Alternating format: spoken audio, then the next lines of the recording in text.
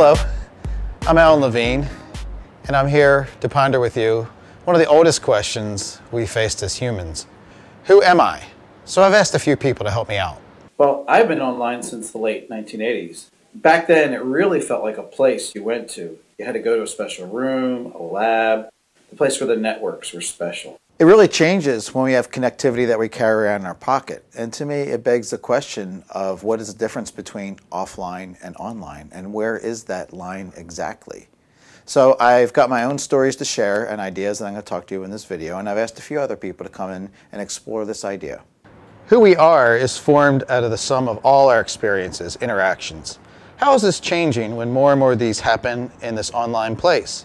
We talk about identity as a single entity, but it does not match what we know as everyday experience.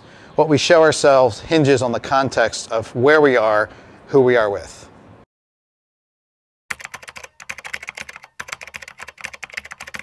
How can you not include what happens here with what you know of me? That notion of a place that was neither work nor home was described by Ray Oldenburg as the third place, and he described it as something that was being a real key to interaction in community and society. Free or cheap. Ideally, with food and drink. The place should be really accessible. In the physical world, it's walking distance. It's in your neighborhood. And involve regulars.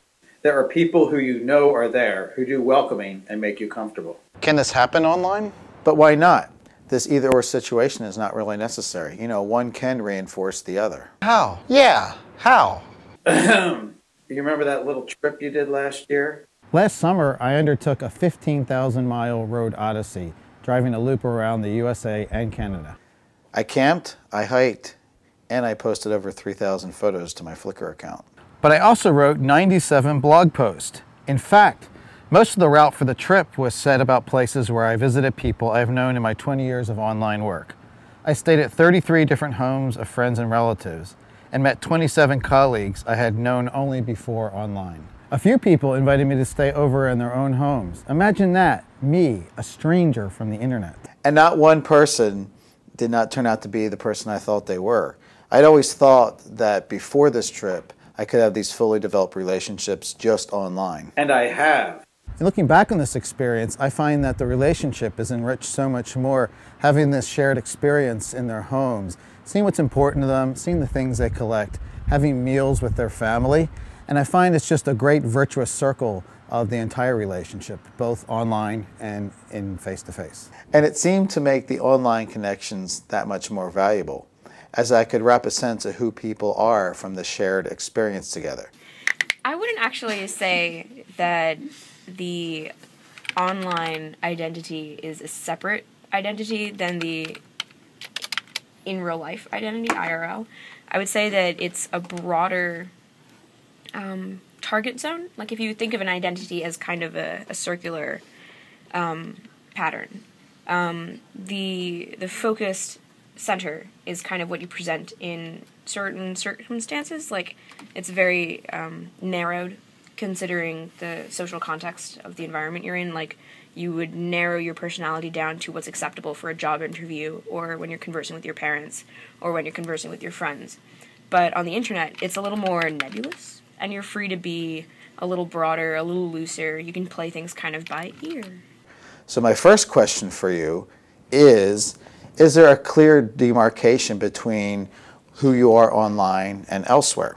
Like my presentation in real life was pinpoint. Like I was an invisible person. Like I just kept myself small. But then you go online and you can write and you can say big things and you can kind of hide behind anonymity. Let me tell you another story. Since 2007, I have known a teacher from Argentina named Claudia. But all of our interactions have been through blogs, Twitter, Flickr. We've actually never even talked to each other. During my trip last summer, she was one of the many people who responded with love and encouragement when I shared the news through Twitter that my mom had passed away unexpectedly. She was one of many people who baked cookies and gave them to strangers in honor of my mom's ritual. And later, she blogged her own reflection on what this meant to her and her concept of identity online. She wrote, "Come to think of it, I wonder what people think of me when they probably have little data about my offline life and self. It sometimes feels unbalanced that I know so much about them. Who are we when we are online? Maybe a better question could be, what is it about you that surfaces in an online environment and would not come up anywhere else? Things change depending on how you frame the question, don't you think? The first question seems to call for a battle of opposites between virtual and real. The second question could well ignore superficial dualities and deal with more important things, in my opinion. This is fascinating. And subtle. Usually when we talk about this, we focus on what we don't know about the online persona. The boogeyman. Predators. But here, Claudia is suggesting what people don't read or know about her online expressions are really missing out on key parts of her identity. She returns to this at the end of her post. Let me ask you once again, who are you when you write online? Think of it conversely. The offline-only people in your lives who never ever read what you write so passionately about, who do they actually know? But there's more to this story. In September of last year, during my trip, my mom unexpectedly passed away, and I had blogged about it, got a lot of support online. Claudia emailed me a private message about how my blog post had triggered a dream about her relationship with her parents. And I realized I'd only known her through text, but I imagined her reading these words. Maybe I just dreamt of you, kind of trying to be in your shoes. But hey, technically speaking, I do not know you. I first met you in 2007. We are strangers. And yet, my dreams hyperlink to your news, and I hear a strong wake-up call, just as when a close friend of your face-to-face life loses a loved one. Such is the mysterious story of the social web, I guess. A Spanish poet, explaining what dreams were to him, said, I know a lot of people I have never met. The internet is like a dream, a real one. So in October, it occurred to me to arrange for a Skype call. Where else but on the open internet could I have a friend in Argentina? Which leads me to the second question. What parts of you are people missing out on if they do not interact with the online you? With all the stuff that we do online, places like Google, Twitter, Facebook, tracking your activity, there are entities out there that are more or less aggregating this activity and defining a reputation for you. I don't want Google or Facebook defining me. Do you want your reputation shaped, or do you want to shape your reputation? A lot of those guys are not me. For years, I've been cultivating my own online reputation through my blog site. For the digital storytelling class that I teach, it's part of the process that we stress called a domain of one's own. Our students have to buy their own domain, set up a blog site, and in essence become their own sysadmin for their digital space. It's part of a larger concept framed by Gardner Campbell as a personal cyber infrastructure. Let him explain it. This is what I use when I try to dream as big as I can. I try to think about helping students understand cyber infrastructure and how to build one for themselves, to be able to be architects of their own digital lives, which will mean as we go forward that they need to be worrying about the things that we worry about, but productively together, narrating, curating, sharing. This is a definition of cyber infrastructure from the American Council of Learned What he is Societies. advocating is students managing their own online presence, managing their data, their own expression through blogs, setting up the tools they need to be their digital home. This does not preclude using other services, but stresses the importance of not being totally reliant on other services. That's the sweet spot.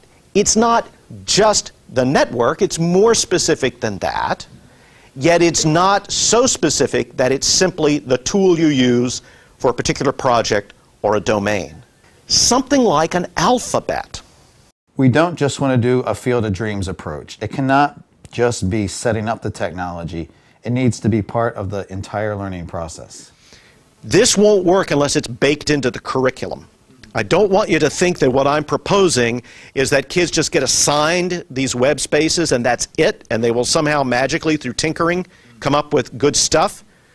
This would be an amazing meeting ground for digital experts in the discipline, librarians, advisors, student life people, ed tech folks, instructional designers. Can you imagine? My feeling is students would come in and their whole first year experience would be digital fluency by means of building out this personal cyber infrastructure, the first iteration of it. Then at the end of your first year, let's have a ceremony, let's have a party. Pick the domain that's going to be your domain for the next 3 years, and make a decision there. It's a little coming of age, whatever. It's an occasion. You got to have these rites of passage. But for that whole first year, they're thinking about narrating, curating, and sharing for the rest of their lives as learners. And I think it could be pretty neat. And now for question number 3. Why or why not should you maintain your own personal cyber infrastructure? What does this really mean to you? It seems like a lot of work to do. Yet, we have first-year students getting this set up in the very first week of their courses. There's so many facets that we could look at this issue, but let's wrap up with something simple, something smaller. What does your avatar, your icon used in online spaces, really say about you? One colleague, a teacher, An online friend that I have met in person. Jabiz recently blogged some interesting thoughts after he changed his Twitter avatar to something that a lot of people said looked sinister and maybe kind of scary. But he has a very strong online persona and explains it rather well. because this image, the look in the eye, the beard, the lighting, the mood, the tone is how I felt yesterday. It is a part of who I am at this time in my life. I have spent lots of energy creating authentic flashes of who I am to build my online persona. I am not a photoshopped headshot, all smiles and professional looking. No offense to those of you who use professional headshots. Sometimes I'm a silly dad. Sometimes I am who you see above. I love seeing the various phases of who I have been, who I am, and who I might become, every time I see images of myself reflected back from the interwebs.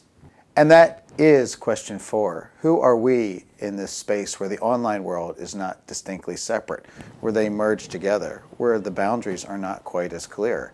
Augmented reality, virtual reality, reality, who knows where this will go? I am who I am here. And here. And these are all facets and combinations of my own self. What I'd like to hear is how you define, shape, and assert your own identities everywhere.